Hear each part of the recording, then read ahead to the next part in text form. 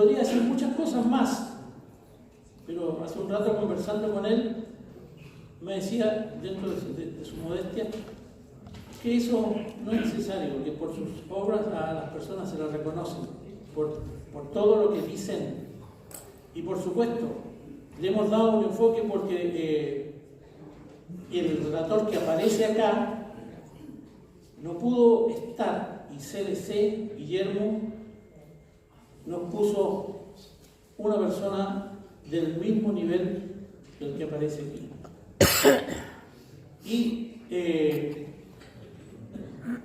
quiero dejar con ustedes a don Alfredo Ugarte Soto, para el cual pido el primer aplauso del día. Muchas gracias. Gracias por la invitación. Gracias, Guillermo. Y hago una aclaración. Me faltan muchos años, muchas cosas que hacer para estar al mismo nivel de mi querido amigo Ricardo Fessler, gran profesor. Agradezco la invitación, como decía, y quise darle un enfoque distinto en el sentido de hacer algo más llevadero e interactivo, porque la verdad que si es por leer, entregué, digamos, a los organizadores un texto que detalla y está un poco explicado lo que quiero exponer y lo que quiero más bien presentar, sensibilizar y ojalá que en algunos pique, digamos, y vayamos a los temas y estudiemos, nos estructuremos para solucionar algunas situaciones que en el tiempo se han ido, digamos, anquilosando. Y sucede de que las cosas sabidas se dan por sabidas y por ser sabidas no se dicen y porque no se dicen no se trata. Y eso es un poco lo que quiero expresar. Voy a partir diciendo algo que ilustra un poco el sentido que quiero dar. Todos conocen la historia del famoso delincuente Al Capone y tienen que recordarse, digamos, que a él nunca lo pudieron pullar ni por soborno, ni por extorsión, ni por ningún tipo de ese tipo de delitos. A él lo pillaron por impuestos y se fue preso por impuestos.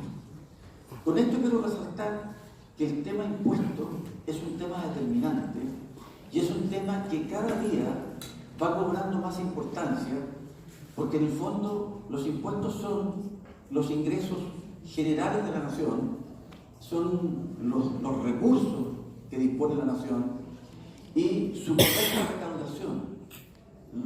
Los mejores métodos de recaudación y que implementen el control de la evasión y la elusión y una correcta administración y distribución de esos recursos son las herramientas que nos permitirán municipal, local, regional y nacionalmente poder alcanzar grados de desarrollo y poder transmitir bienestar a la población.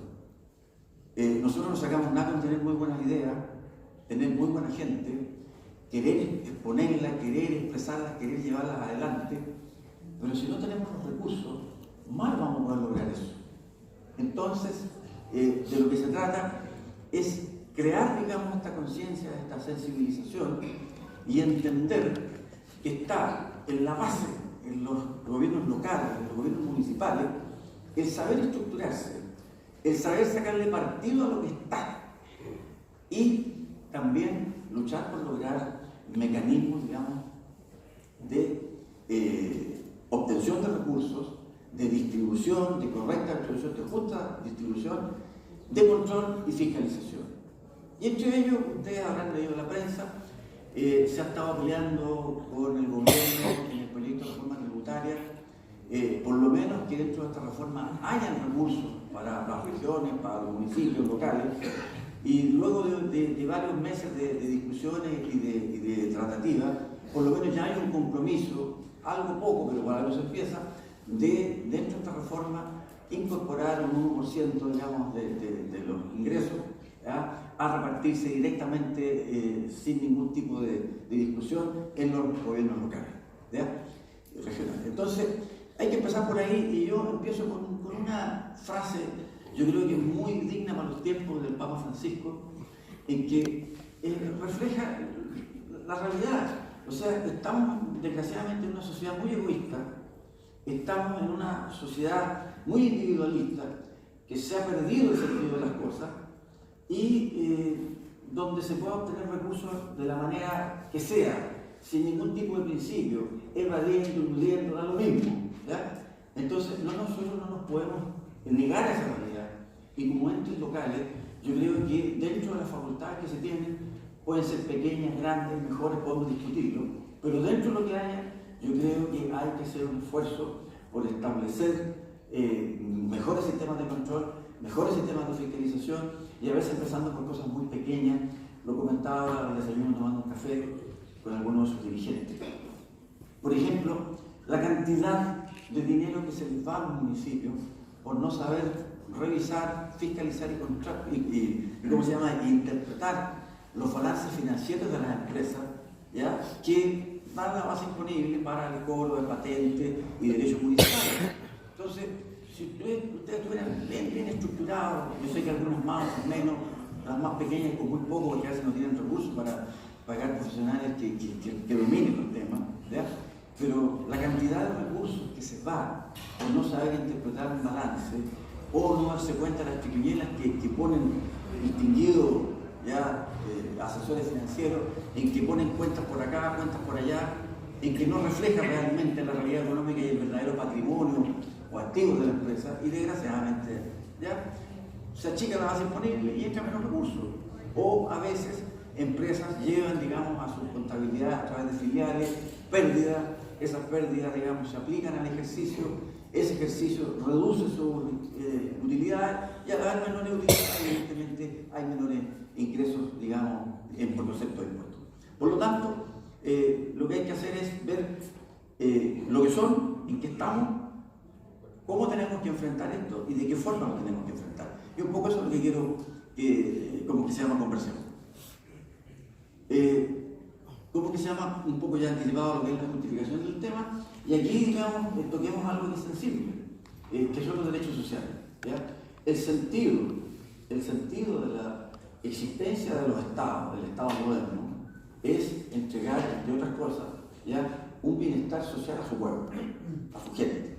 Y dentro de ese bienestar hay cosas que son básicas para el desarrollo de la vida, para el desarrollo en sociedad, para el desarrollo en comunidad. Y esos son, digamos, llamados modernamente los derechos sociales. Y los derechos sociales implican, digamos, el derecho a la vivienda, el derecho a la educación, el derecho a la salud, el derecho a una vejez, a una pensión digna, y que son, digamos, derechos que el Estado tiene que enfrentar, tiene que abordar y tiene que satisfacer de mayor o menor medida, ¿ya?, e ir procurando los sistemas, los mecanismos y los recursos para ello. Y dentro de eso, digamos, la clave es cómo tenemos financiamiento, cómo tenemos un financiamiento justo, cómo tenemos un financiamiento equilibrado y cómo lo distribuimos.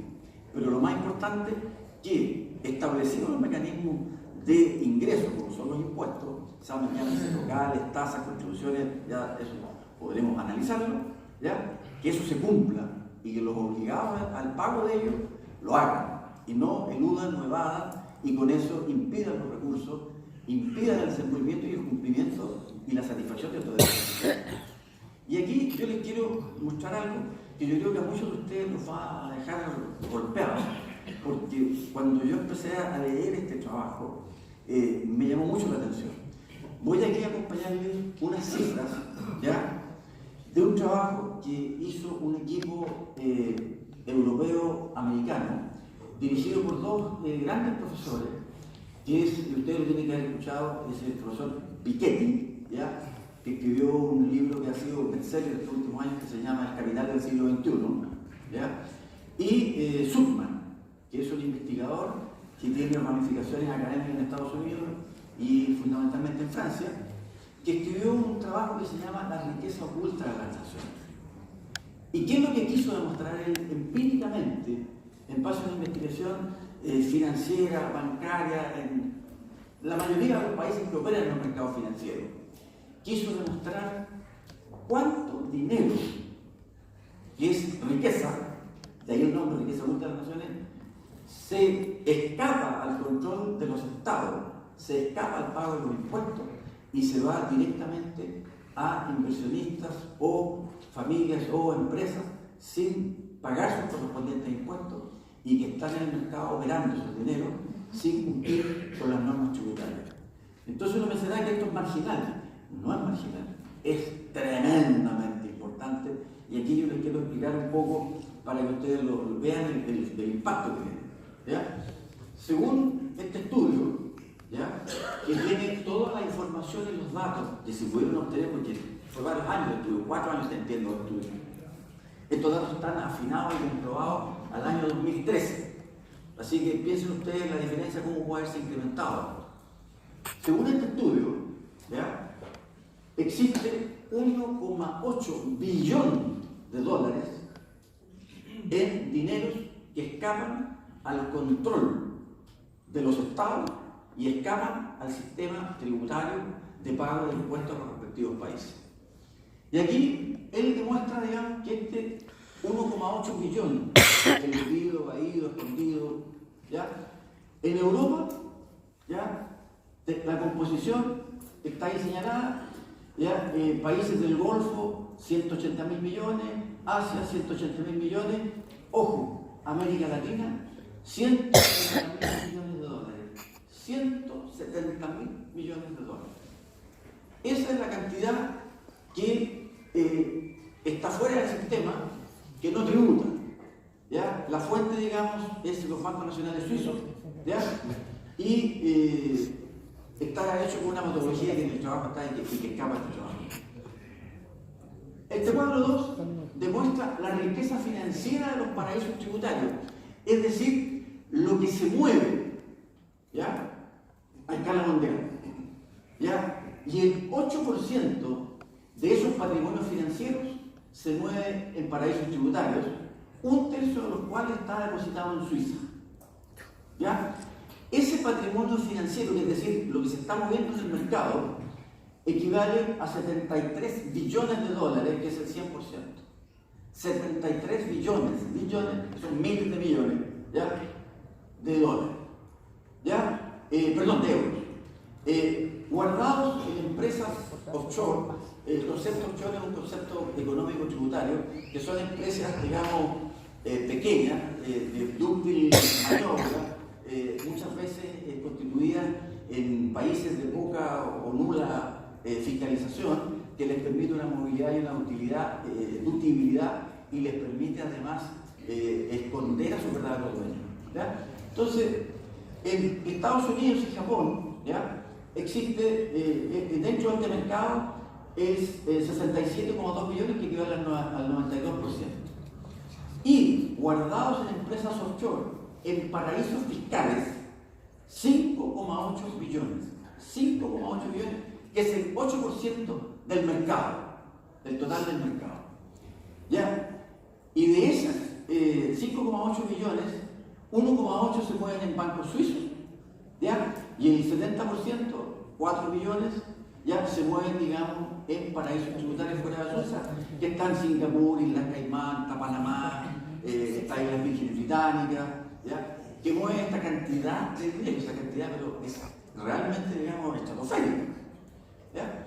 Y el último cuadro, para hacer el análisis, ¿ya?, tenemos, digamos, cuánto es el costo mundial del secreto bancario. ¿Por qué?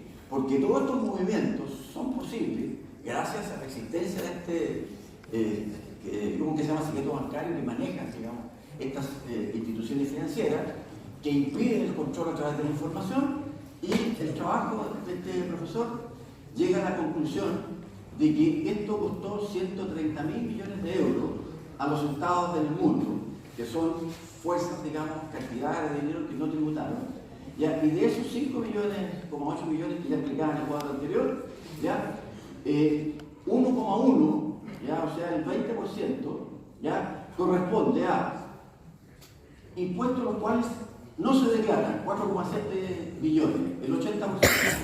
Y las cuentas anuales de los ingresos fiscales totales debido a este secreto bancario de 130.000 millones se deben, por un lado, ¿ya?, evasión impositiva, intereses y dividendos, o sea, rentas del capital, dividiendo empresas, intereses ganados por depósito, utilidades de las empresas, etc. Tenemos 80.000 millones. Por evasión sobre el impuesto a las sucesiones, el impuesto al patrimonio, tenemos 45.000 millones, ¿ya? Y evasión por impuesto, digamos, a transferencias de fortuna, que aquí está el impuesto a la herencia, traspaso de sociedad, etc., tenemos 5.000 millones. Es decir, en total tenemos 130.000 millones, ¿ya? Y dentro de eso están las tres partidas donde se construye esta evasión y esta ilusión, ¿ya? Entonces, ustedes comprenderán que con este grado, digamos, de recursos, ¿ya?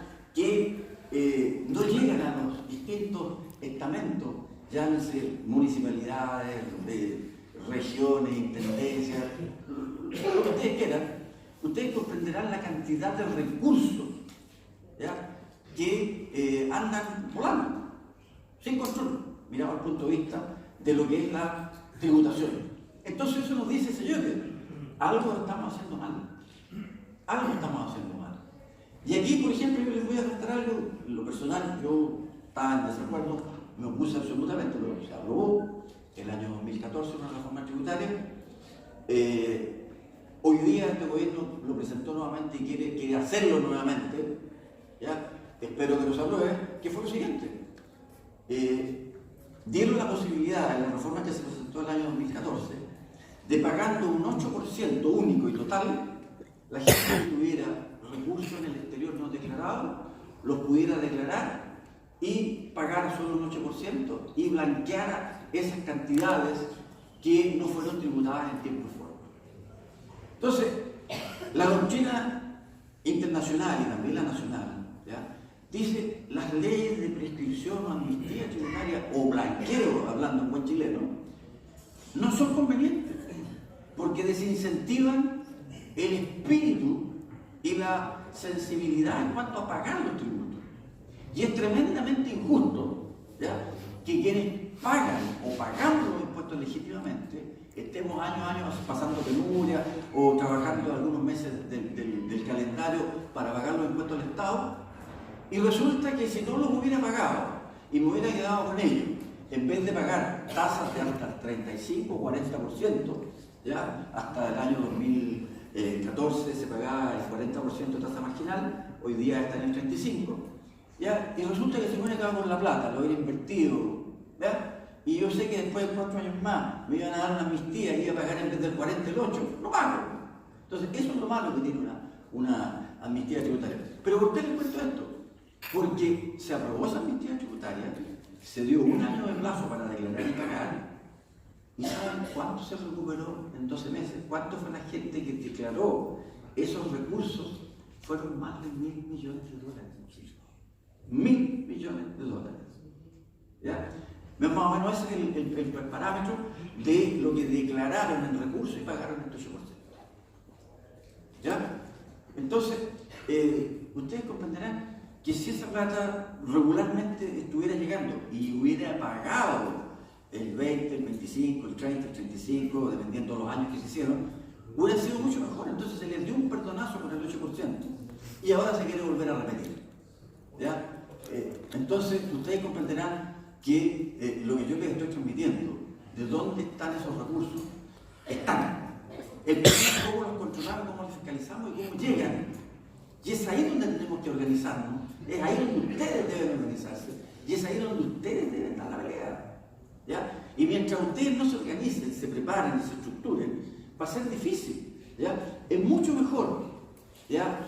Antes que ir al ministro de Hacienda, el presidente da lo mismo, diciendo, oiga, denme plata porque te necesito, es mejor decirle, oiga, necesito plata, pero sáquela de aquí, sáquela de esto, aquí se está evadiendo, aquí se está eludiendo, ¿ya? Entonces, hay que empezar por hacerse un análisis interno y tener presente que en las estructuras organizacionales y con un buen conocimiento se pueden obtener recursos. Y aquí voy a ir a algo que lo puse expresamente para conversar. La vieja distinción entre impuestos, tasas y contribuciones ya va a llegar a los 100 años. ¿Ya? Y nuestra ley todavía sigue hablando con estos mismos conceptos. Ahora en la reforma que se está trabajando y que se está discutiendo, ya viene el concepto digital, el impuesto digital, y estamos ya en esa etapa. Entonces, dentro de eso, tenemos que ir a, ¿cómo que se llama? Cómo modernizamos y cómo incorporamos a los gobiernos locales, comunales, regionales a estos sistemas digitales que van a quedar establecidos por ley si se aprueba esta reforma. Se está viendo cuánto costo financiero tiene, según dicen, podría estar financiado y ojalá lo esté lo antes posible, o si no hubiera una gradualidad de lo que queda ahora establecido. Cosa que con los sistemas de control y centralización digital vamos a poder establecer sistemas mucho más potentes y mucho más nítidos y transparentes para poder perseguir de dónde están los elementos, los focos. Pero dentro de eso, hay algo que a mí me preocupa enormemente, y es porque a veces nosotros abandonamos la historia y nosotros perdemos la perspectiva. ¿Por qué les digo esto? Porque ustedes tienen que recordar que en los años 60, a finales del gobierno de Frei Montalva, hubo una pelea por una reforma constitucional, que ustedes tienen que recordarla muy bien, que fue sobre la función social de la propiedad. Y se aprobó esa reforma constitucional y quedó establecido, digamos, la función social de la propiedad. Pero resulta que después nos olvidamos de eso. Nos olvidamos. Entonces, vino toda una ola neoliberal, en que se hablaba de que era una economía social de mercado, pero de repente lo social se metió por debajo y quedamos en una economía de mercado brutal. Pero no hemos olvidado. Entonces, últimamente, con el gobierno último de Michelle Bachelet, nacieron esta renacer de los derechos sociales, pero yo creo que no es solamente que renazcan derechos sociales, sino que hay funciones, y la función social de la propiedad es tremendamente potente. Y me van a perdonar y disculpar, pero yo no he escuchado a ningún líder, ni municipal, ni de gobernación, ni de intendencia, ni de ministro, que saquen este concepto y que luchen y peleen por exigir que se cumpla la función social de la propiedad. Y ustedes que son alcaldes o que están en la alcaldía, funcionarios, etc., ustedes tienen que ver en muchas municipalidades que hay tremendos terrenos baldíos, guardados por ¿cómo que se llama? Empresas inmobiliarias que los tienen ahí en barbecho para que se valoricen, pero que no cumplen ninguna función. Y a pocas cuadras de esos lugares tenemos tremendos yetos, digamos, y ahí es donde está la función. Les recuerdo que esa ley de los años 60 se sacó a propósito de que se quería regular la expropiación, y salió la nueva ley de expropiaciones, y esa ley todavía está vigente, pero no se ocupa. ¿Y por qué no se ocupa? Hay que perfeccionarla seguramente, hay que actualizarla seguramente, pero, repito, no por sabida no se dice, y como no se dice, no se hace nada. Entonces es ahí lo que yo le llamo la atención a ustedes como dirigente y partícipe de los gobiernos locales, que son ustedes los que tienen que dar la pelea, por ustedes tienen que partir. La pelea no va a partir por arriba, ese es un error. Ese es un error. Y fíjense que lo que yo digo de la función social tiene otra cara. Dije la cara de los terrenos baldíos, pero y la cara, digamos, de los proyectos inmobiliarios que genera tremendos recursos, y esos recursos los lleva solo el titular del capital. ¿Y qué aporta al lugar? ¿Qué pasa con la plusvalía? La plusvalía no tiene un compartir con el entorno. Si los gobiernos locales ya están pagando caminos, están pagando, ¿cómo que se llama?, mejoras de infraestructura, están pagando un montón de situaciones y están usufructuando de esto. Les pongo un ejemplo muy simple. Las zonas donde llega el metro lo paga el Estado. La plusvalía de eso, ¿qué paga? ¿Quién lo paga? ¿Por qué no se comparte, digamos, esa plusvalía de proyectos, etcétera, con los gobiernos locales? Pero si ustedes no lo pelean, no lo va a pelear nadie. ¿Ya? Y ahí, digamos, hay mecanismos, y esos mecanismos los puede aportar, y generalmente lo aporta la legislación tributaria. Porque a través de esos mecanismos de exenciones, de permitir donaciones y ¿cómo que se llama?, y evitar el doble pago de impuestos, de donaciones, y podría haber un montón de otros mecanismos en que los cuales se pueden obtener estas herramientas tan importantes para poder obtener los recursos, y obteniendo los recursos poder hacer, digamos, las obras.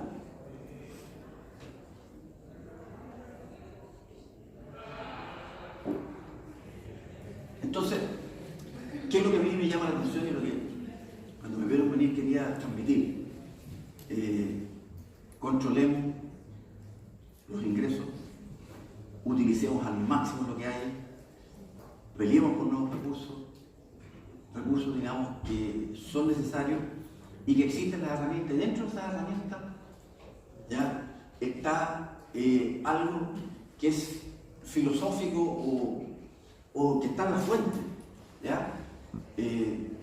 Para quienes, digamos, fuimos jóvenes en la época de los años 70, nos acordamos de un gran filósofo, ¿ya? Un filósofo cristiano, que es Jacques Maritain.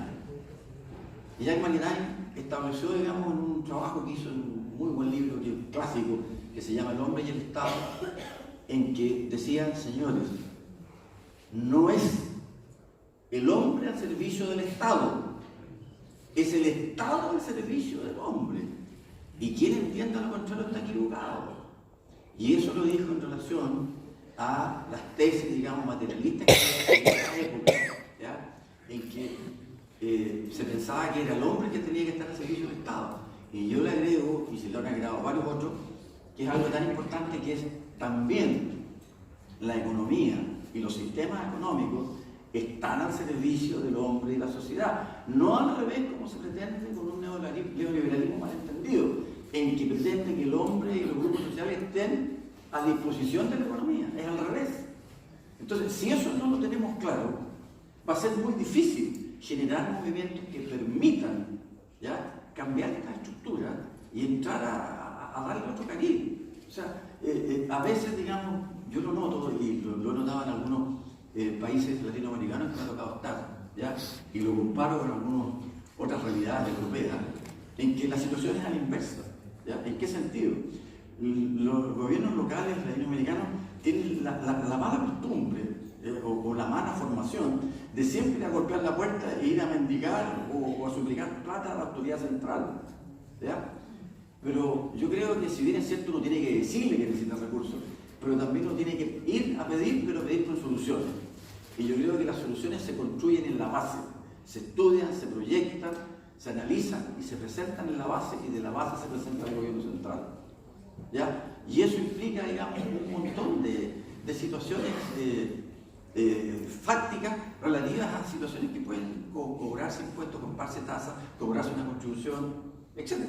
Y en eso yo creo que lo que hay que generar conciencia para trabajarlo. Y dentro de esto, como decía, está el generar sistemas de control, y dentro de ese control hay una disposición, hay una norma en la legislación tributaria que se incorporó muy malamente el año 2014, que hoy estamos peleando porque se recomponga, que es lo que se llama la norma general antiabusiva. Entonces ustedes dirán: pero yo como dirigente municipal, ¿qué pasa con la norma antiabusiva? La norma antiabusiva es una facultad que tienen todas las instituciones del Estado, en especial, obviamente, digamos, las relativas a las que tienen que ver con impuestos y tasas de contribuciones para controlar. ¿Pero qué significa esto? Esto significa que se crea y se establece una facultad de la administración tributaria del Estado, llega a aduanera o impuestos internos, etc., para efectos de poder fiscalizar, controlar y evitar que se eludan los impuestos.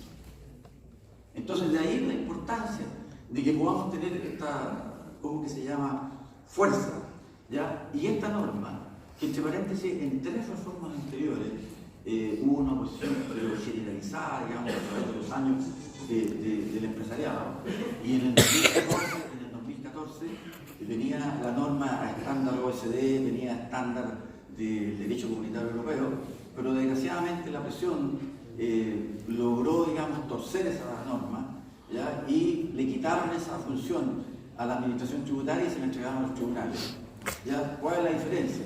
Que en los tribunales puede durar entre 1, 3 y 4 años, ¿ya?, y se diluye en el tiempo. En cambio, la administración tributaria es inmediata y puede durarse 3, 4, 5 meses, pero estamos logrando que se vuelva, digamos, a la administración tributaria, cosa de poder tener estos sistemas de control y sistemas de fiscalización, ¿ya? Y lo importante es que sea una facultad de la administración tributaria del Estado, y, digamos, en el documento que dejo acá están todos los detalles, y quiero irme a una materia que creo que es importante verlo, ¿ya?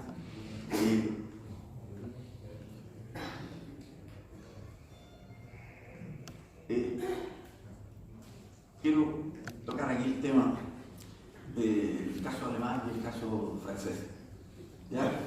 Son dos legislaciones bastante modernas, pero que nosotros debemos aprender. Y quiero hacer la comparación cuando se sensibilice, se internaliza un tema, y por eso hago la comparación. En el caso de Alemania, ¿ya? Ni siquiera ha sido, digamos, necesario crear regulaciones especiales para el ejercicio de la facultad de la norma antielusiva para evitar la elusión y la evasión, porque la administración tributaria tiene tal seriedad, tiene tal reconocimiento y tiene tal prestigio que nadie duda de cómo ejerce sus facultades. Y con normas comunes, dentro de la estructura de lo que es la organización tributaria, ellos tienen las facultades absolutas para controlar, fiscalizar y tener que pagar de forma inmediata. Y eso implica, digamos, en la cultura de ellos que la evasión es prácticamente nula, muy baja. En el caso francés, ya, que son más, ¿cómo que se llama?, formales, ya, ellos hace muchos años crearon un comité, ya, un comité consultivo, en que cuando la autoridad tributaria ve algo anormal o ve holding, un grupo económico que están haciendo cosas irregulares, va a este consejo consultivo y dice que, mire, esto es lo que estoy viendo, esto es lo que está pasando, quiero ejercer la facultad y quiero operar, digamos, en base a esto. Y el consejo dice, ok, suficiente, proceda. ¿Ya? Esto nosotros llevamos muchos años y espero, digamos, que en esta reforma se está tramitando eso que establecido. Pero, ¿por qué lo digo? Porque aquí hay una situación de mentalidad, de sintonización con lo que se quiere y sensibilización en querer cumplir y hacer cumplir. Y esa es la clave, cumplir y hacer cumplir.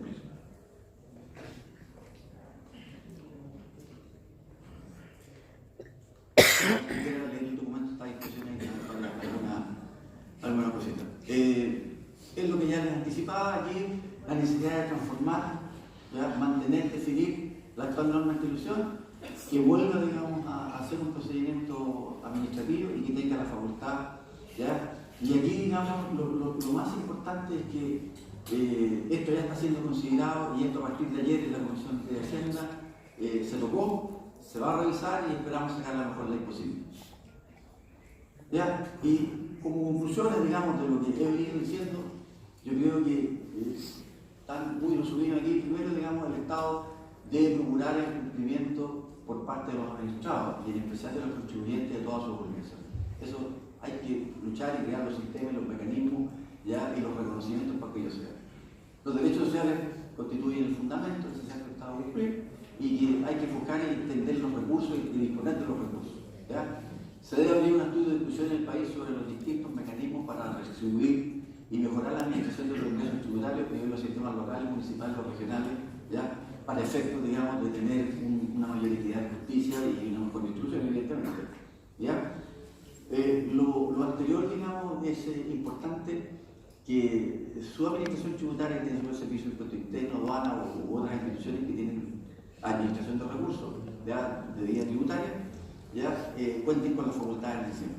Y como les decía, la norma general de Andalucía debe, digamos, tener una reglamentación y constituir una herramienta esencial para efectos de lo que es la actividad de la administración del Estado. En definitiva, señores, todo lo que nosotros queramos lograr siempre son posibles y yo a veces en este tipo de exposiciones cuento una anécdota que refleja algo que creo que debería ser nuestro espíritu.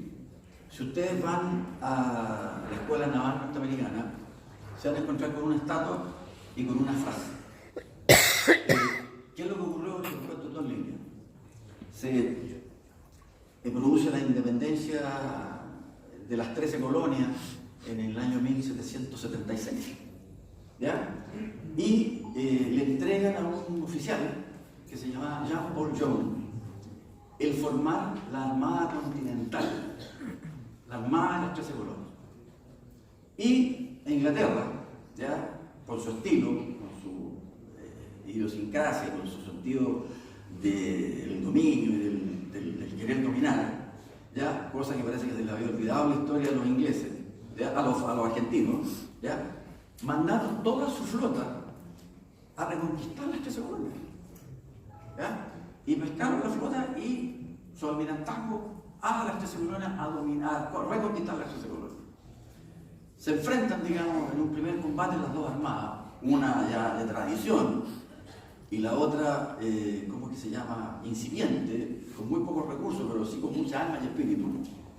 Y como eran las reglas en ese tiempo, se enfrentan los barcos de insignia y a la primera andanada le vuelan el palo mayor y el barco de las 13 colonias de la Armada Continental se empieza a incendiar.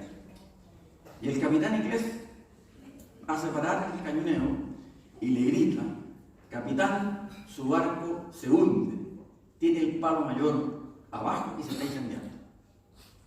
Y él le responde este señor y le dice: usted no me conoce, yo aún no he comenzado a luchar.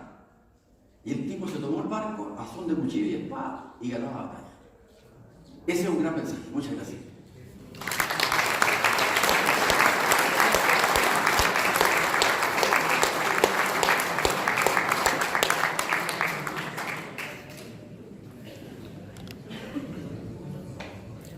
¿Quedó disposición alguna pregunta, consulta? Si quiera hacer alguna consulta, profesor.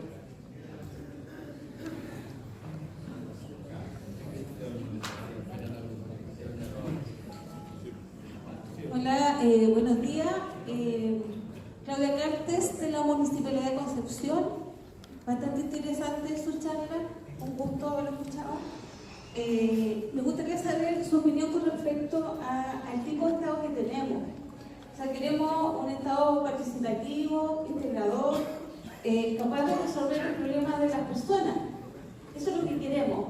Pero, ¿qué Estado es el que estamos construyendo hoy día? ¿Cuál es el que está a disposición de la ciudadanía? Me gustaría que, por su experiencia, nos diera su opinión al respecto. A ver, es un tema bastante importante y ¿cómo que se llama? Interesante de poder definir y consensuar. Pero no cabe duda, digamos, de que las reformas que vengan de la sociedad que queremos no van a venir del gobierno central ni del sistema centralizado. Van a venir de la base, tienen que venir de la base. Y en lo que es, digamos, la institucionalidad, por así decir, europea, que es como un elemento de análisis a considerar nosotros, entendiendo algunas diferencias, pero que creo que es necesario siempre mirar hacia arriba y no hacia abajo. Yo creo que la conciencia local, la conciencia de los derechos personales y la buena regulación dada, digamos, por el consenso social, más allá de los partidos. Yo he podido tener la experiencia de que en países ya más desarrollados, estas diferencias de carácter político partidista y de cómo que se llama estar, yo recuerdo, digamos, en los años 70, esta disyuntiva en que los peronistas en Argentina decían: yo no soy capitalista porque el capitalismo es la explotación del hombre por el capital, ni soy marxista porque el marxismo es la explotación del hombre por el Estado. Esa diferencia no existe. Esas diferencias tan grandes. Entonces, más allá, los consensos vienen, digamos, por el respeto del hombre. Ojo, ¿ya? El respeto del medio ambiente es una tremenda labor y un tremendo poder de concentración y de aglutinación de gente para lograr cosas de los gobiernos locales. ¿Ya? Entonces, todos esos detalles son necesariamente que hay que estudiar y revisar y buscar, digamos, todos estos conceptos. Por ahí va la cosa. ¿Aló? ¿Profesor? Sí. Muchas gracias por su charla. Roberto Martínez, de la sección Biobío. Usted ha hablado bastante sobre los recursos. Siempre es importante. Nosotros que somos funcionarios municipales siempre estamos buscando recursos. Mi consulta, según su experiencia, nosotros en el mundo municipal podemos crear los consejos, los alcaldes, ¿cierto? Pueden crear ordenanzas de cobro de derechos. Pero yo no sé hasta qué punto pudiera llegar, porque, por ejemplo, usted da un ejemplo. Una gran empresa inmobiliaria construye tremendo mall, condominios, y sacan algunos permisos medioambientales y de todo tipo, pero sin embargo los caminos tenemos que arreglar nosotros los municipios. Esos sitios de riazos que quedan, y cualquier otra cosa tenemos que ir los municipios a arreglar. pero nosotros con esa facultad de que el Consejo Municipal pueda cobrar derechos municipales, generar una ordenanza, podemos llegar al punto de crear algo así como un cobro como el que hace impuestos internos, algunas constituciones de ese tipo, porque la verdad no sé si están haciendo. Mi pregunta en definitiva es, ¿estamos ocupando bien esa facultad de cobro de derechos en la ordenanza municipal? A ver, si me pregunta en lo que respecta a patentes y derechos municipales, ¿cómo que se llama? Yo le diría que lo están ocupando muy mal. ¿Ya? ¿Por qué? Porque creo que lo dije en un principio al pasar, existen tantos mecanismos técnicos contables para disminuir el real capital sobre el cual pagar, que yo creo que si uno le paga a un especialista, ese especialista se paga solo. Yo creo que en 2 o 3 casos ya se pagó y el resto es toda utilidad del municipio, porque ahí, digamos, se está perdiendo mucha plata. Eso por un lado. Por el lado, digamos, de lograr que haya mejoras, ¿cómo que se llama? Yo creo que el problema de unidad es un problema de fuerza social del grupo, ¿ya? Y yo le voy a poner un ejemplo que podemos discutir, puede estar largamente discutible, pero no podemos señalar que en ese punto específico sí es. Yo le pongo el caso del grupo Polman con relación al Costanera Center, que aún no puede ocuparlo totalmente, pero ahí hubo una comunidad, un consejo municipal y un alcalde que le puso la prueba y me hace la obra de mitigación y se puso firme y dio la pelea, ganó la Contraloría, ganó los tribunales, porque había un grupo concéntrico, había muy buenos profesionales asesores, varios de ellos me constan que fueron gratis, que fueron a pelear. Gran labor de la fundación esta Defendamos la Ciudad, del arquitecto Patricio Germán, que hizo una muy buena labor de defender y apoyar a algún municipio. Y yo creo que por ahí está en organizarse. ¿Ya? A lo mejor no está la norma específica, pero la necesidad crea el órgano. ¿Ya? Y ¿cómo que se llama? Yo aplico las viejas técnicas o el viejo principio del derecho romano. Imagínense siglo III antes de Cristo. ¿Ya? Esa frase que dice la necesidad crea el órgano, o lo que decían los romanos en su tiempo, toda situación de hecho bien establecida y bien peleada, esa situación de hecho a la larga se transforma en de derecho.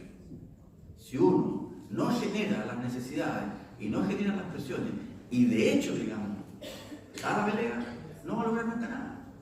Pero ahí requiere, digamos, los apoyos, la organización y fuerza. Y yo creo que hay muchos profesionales que estamos dispuestos a apoyar, ¿ya? Pero cuando uno ve gente organizada, ¿no? Hay gente que va a discutir, y a veces yo soy bien franco, yo he dicho, yo estoy dispuesto a colaborar. Llego, me dicen hay que estar en la reunión a las 7. Primero no llega nadie a las 7, llegan todos 7:30, 7:45 a las 8. ¿Ya? Y segundo, en vez de tener algo claro, prístino, que empiezan a discutir, no, que esto puede ser así, no, que esto puede ser así, no, que esto puede ser. Entonces uno se cansa y dice, eso no es. Entonces, empecemos, digamos, y oye, queremos pedirle apoyo a determinados profesionales, pero oye, esto es lo que queremos, esto es lo que necesitamos, y a este vamos. Ser puntuales y además, digamos, ven las cosas claras. Yo creo que hay cuestión de organización, es mi modesta opinión. Disculpe, buenos días, muchas gracias por su exposición. Vengo de la Municipalidad de Serena. Si no me equivoco, usted empezó su presentación hablando de la evasión de impuestos. Acá en Chile. Evasión y elusión. Acá en Chile tenemos muchos empresarios más inteligentes que Al Capone, porque van a cualquier cantidad de impuestos y no queda todo en nada. ¿Me explico? Era solamente eso. ¿Qué se hace con eso? Porque en el papel se ve muy bonito de la invasión de impuestos, pero todos conocemos la realidad de Chile. Hay una invasión de impuestos, ¿quién paga los platos rotos? ¿Cómo que se llama? Yo creo que es cierto lo que usted dice y es lamentable, pero yo creo que ahí está, repito, la fuerza de las organizaciones sociales que desgraciadamente se desgasta en otras cosas, pero no en esto, que es súper importante.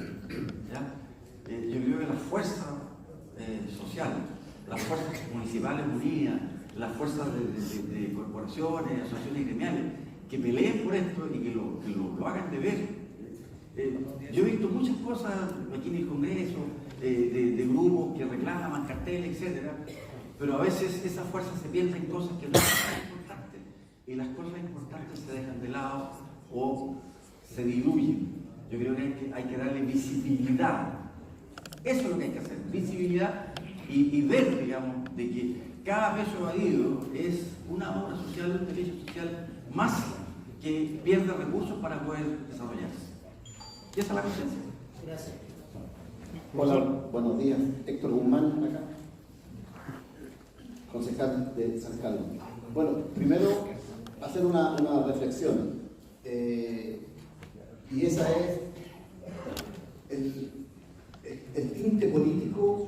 Ya te dijo usted que no haya divisiones, que estemos unidos, sea derecha, izquierda, si las ideas son buenas, centralicémoslas y pongámosla a disposición de todos.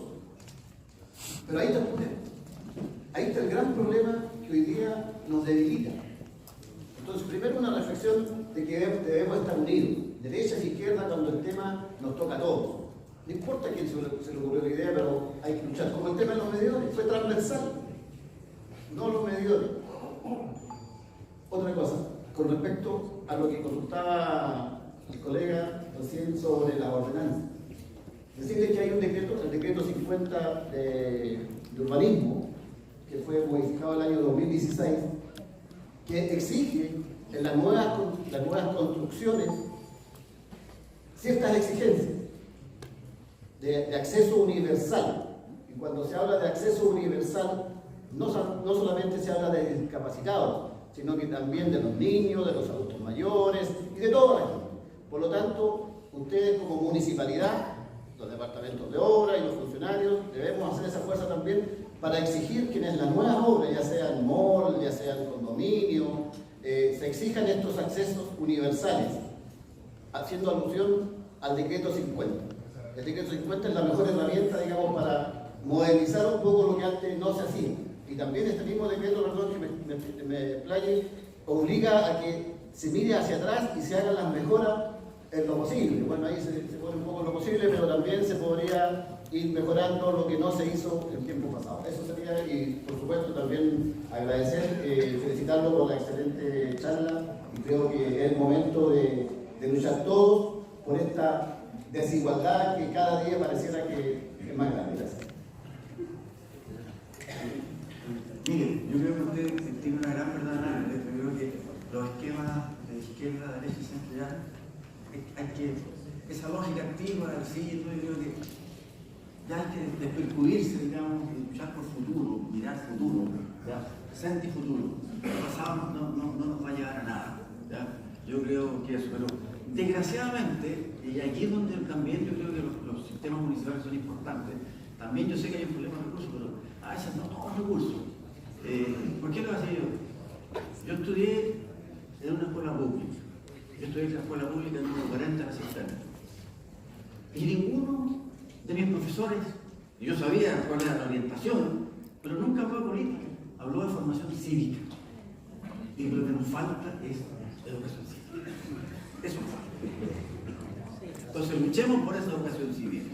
Más allá, las personas son más importantes que las creencias, el respeto y la tolerancia. Buenos días.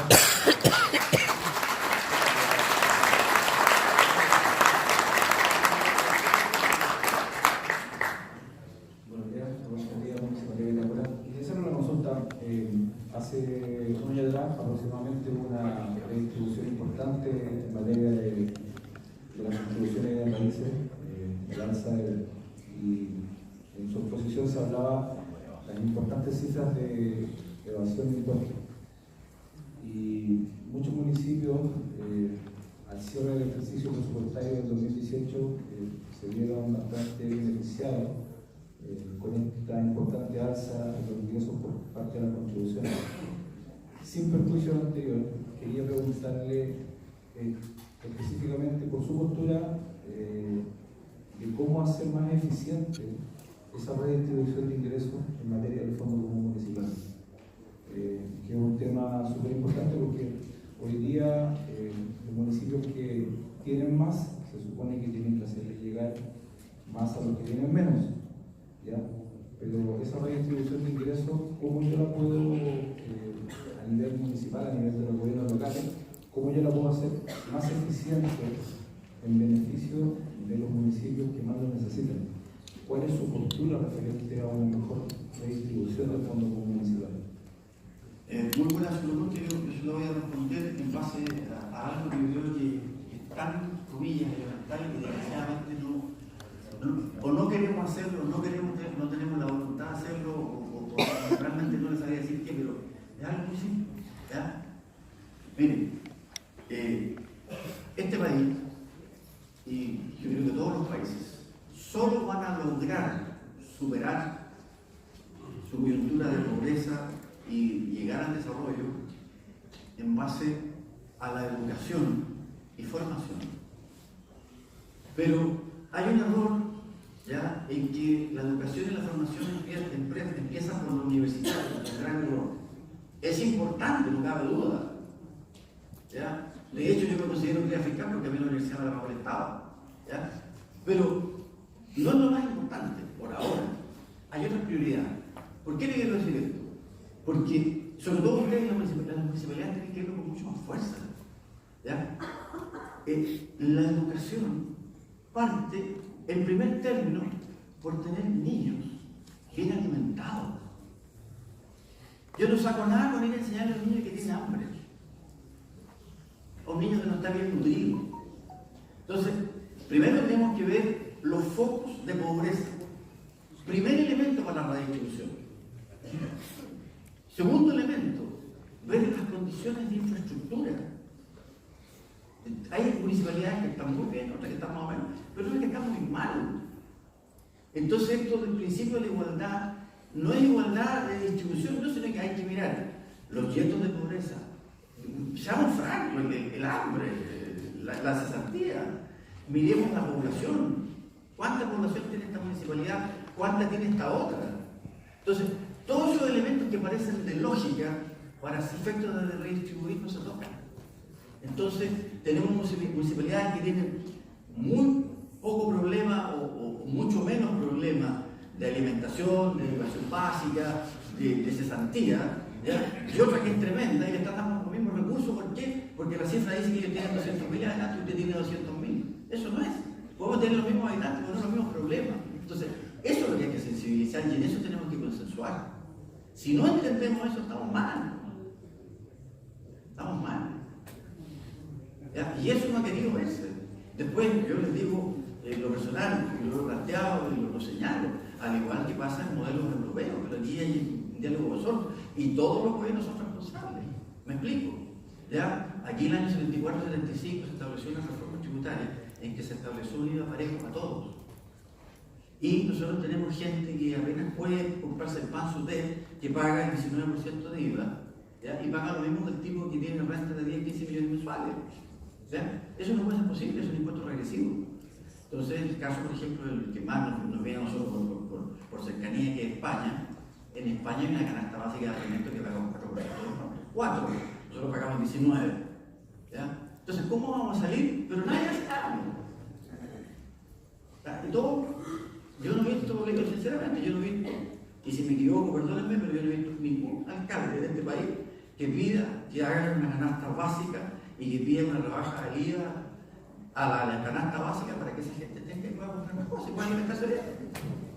Ninguno, yo no he visto ninguno.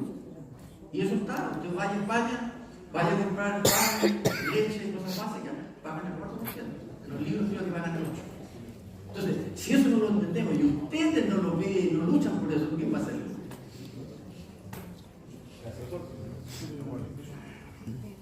Hola, profesor. Buenos días.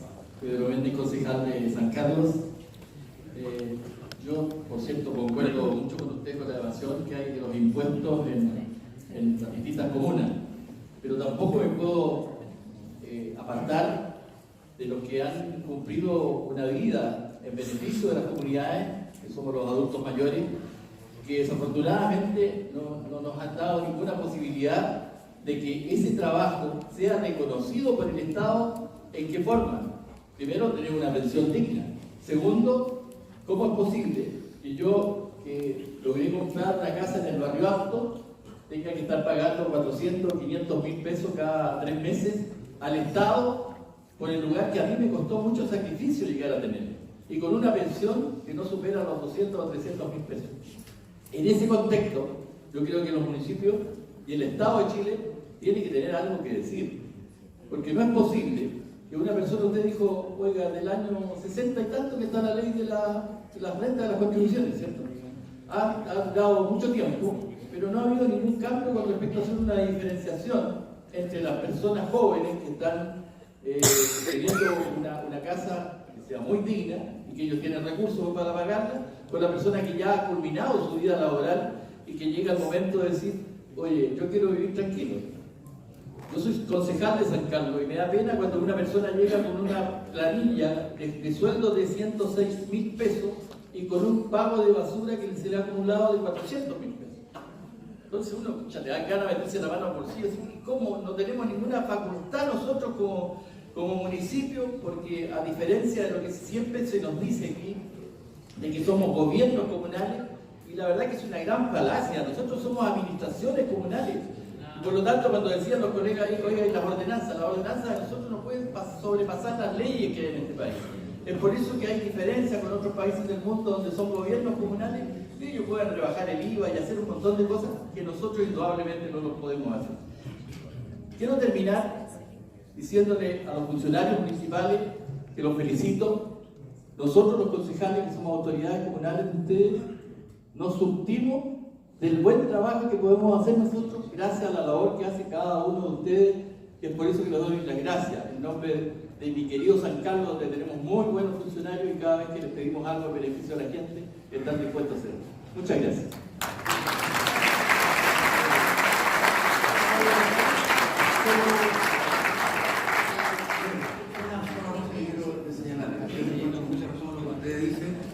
Pero para que sea el gobierno comunal tiene que dar la pelea y denla. Primera cosa.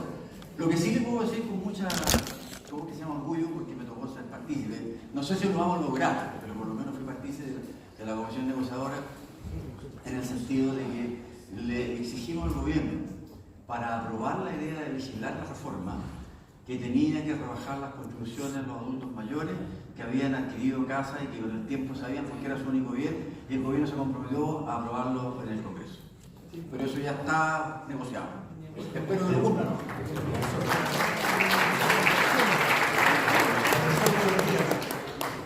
Una reflexión. Me pareció muy interesante la pregunta que hizo la compañera de Concepción, cuando le pregunta cómo ve el Estado o la sociedad en que vivimos. Entonces, usted dice, para cambiar el Estado tiene que partir de la base. No me cabe ni la menor duda, y comparto plenamente, pero no basta con decir tiene que partir de la base, porque tampoco basta con decir sea de izquierda o sea de derecha. No basta, porque con eso estamos retrocediendo en el tiempo, estamos retrocediendo muchos años. Aquí hubo una dictadura que nos impuso un plan laboral, ¿ya? Que nos atomizó todos los sindicatos. Entonces, cuando vamos a partir de la base, ¿con qué base vamos a partir? ¿Ya? Hay una serie de elementos que usted a través de la última respuesta ha ido incluyendo, pero lo que yo quiero dejar claro es que tiene que haber también una discusión política, porque no basta con decir sea de izquierda o de derecha. El modelo neoliberal que tenemos depredador en Chile es un modelo que se impuso a sangre y fuego, y no basta con decir sea de izquierda o de derecha. Es un modelo neoliberal ultraderechista, un laboratorio del mundo del capitalismo neoliberal. Entonces también hay que entrar a esa discusión, a una discusión más profunda, a una discusión que nos diga, hoy día tenemos un modelo impuesto a sangre y fuego, y reconquistarlo a través de las bases nos va a derivar en una serie de cuestiones que yo entiendo el contexto en que usted nos está dando esta charla. Usted dice hay que recuperar los impuestos, me parece muy interesante, pero eso es uno de los elementos. Hay otro elemento que hay que incorporar en la discusión y por eso quería hacer con todo respeto esta reflexión. Tenemos hoy día un sistema de jubilación que las tasas de reemplazo ya no llegan al 30%. Sin embargo, las Fuerzas Armadas tienen un modelo que quedó para ellos solo, en que las tasas obviamente pueden llegar hasta un 70% de reemplazo. Entonces, eso es lo que tenemos que cambiar.